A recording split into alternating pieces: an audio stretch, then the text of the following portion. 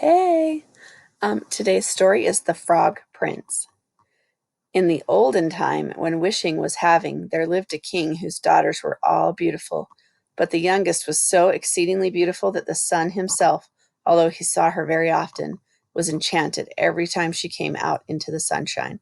Near the castle of the king was a large and gloomy forest, and in the midst stood an old lime tree, beneath whose branches splashed a little fountain. So whenever it was very hot, the king's youngest daughter ran off into this wood and sat down by the side of this fountain, and when she felt dull, would often divert herself by throwing a golden ball up in the air and catching it, as this was her favorite amusement. Now one day it happened that this golden ball, when the king's daughter threw it into the air, did not fall down into her hands, but on the grass, and then it rolled past her into the fountain. The king's daughter followed the ball with her eyes, but it disappeared beneath the water, which was so deep that no one could see the bottom. Then she began to lament and to cry louder and louder, and as she cried, a voice called out, "Why weepest thou, O king's daughter? Thy tears would melt even a stone to pity." And she looked around to the spot whence the voice came, and saw a frog stretching his thick, ugly head out of the water. "Ah, you old water paddler," she said, "was it you that spoke? I am weeping for my golden ball which has slipped away from me into the water."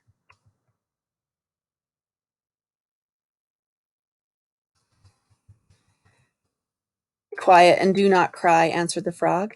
"I can give thee good advice, but what wilt thou give me if I fetch thy plaything up again?" "What will you have, dear frog?" she said. "My dresses, my pearls and jewels, or the golden crown which I wear?" The frog answered, "Dresses or jewels or golden crowns are not for me, but if thou wilt love me and let me be thy companion and playfellow and sit at thy table and eat from thy little golden plate and drink out of thy cup and sleep in thy little bed, if thou wilt promise me all these, then I will drive down and fetch up thy golden ball."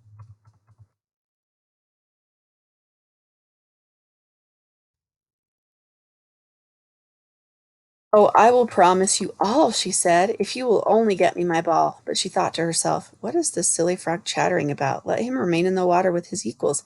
He cannot mix in society." But the frog, as soon as he had received her promise, drew his head under the water and dived down. Presently he swam up again with the ball in his mouth and threw it on the grass. The king's daughter was full of joy when she again saw her beautiful plaything, and taking it up, she ran off immediately. "Stop, stop!" cried the frog. "Take me with thee. I cannot run as thou canst." But all his croaking was useless.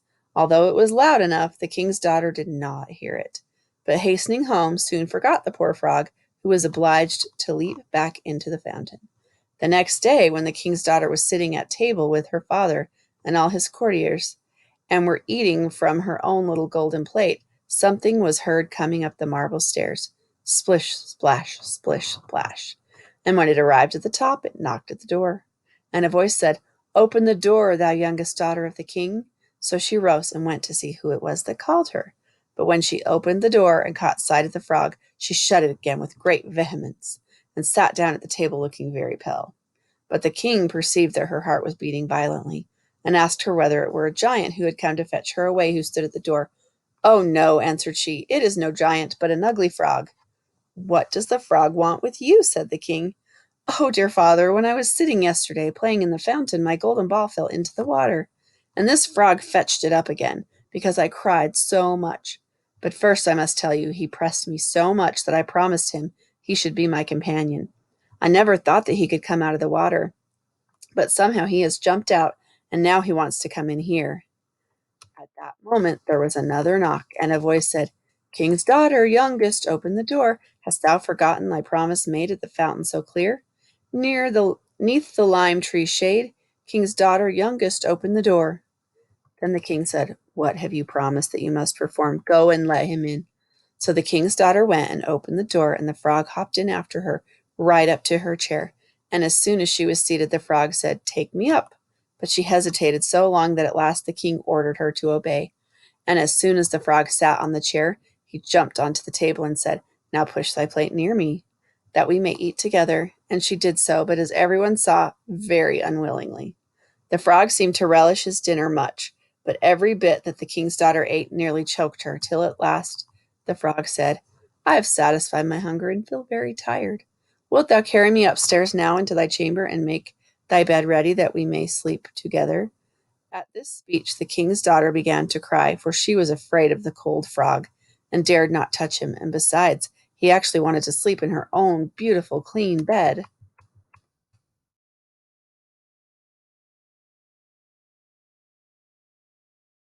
But her tears only made the king very angry, and he said, "He who helped you in the time of your trouble must not now be despised."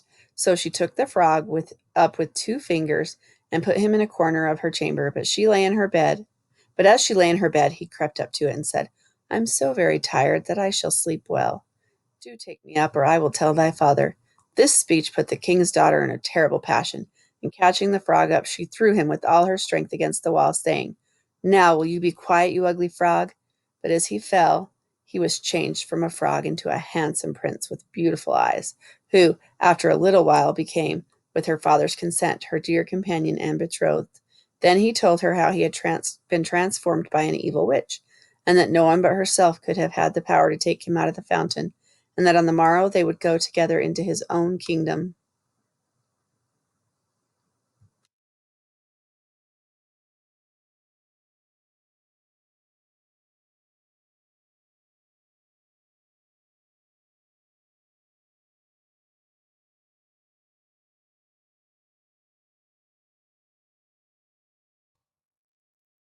Next morning, as soon as the sun rose, a carriage drawn by 8 white horses with ostrich feathers on their heads and golden bridles drove up to the door of the palace, and behind the carriage stood the trusty Henry, the servant of the young prince.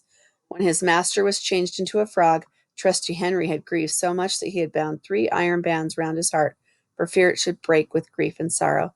But now that the carriage was ready to carry the young prince to his own country, the faithful Henry helped in the bride and bridegroom, and placed himself in the seat behind, full of joy at his master's release.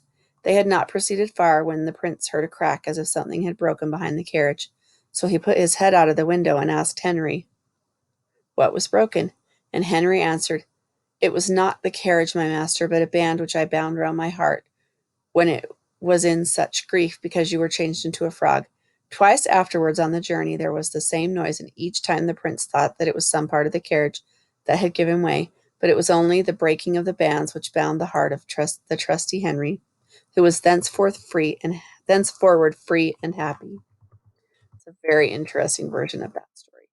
So if you want to draw a picture of the princess at the fountain with the golden ball or any other part of the story, you can do that and send me a picture on the dojo. But I hope you liked this story.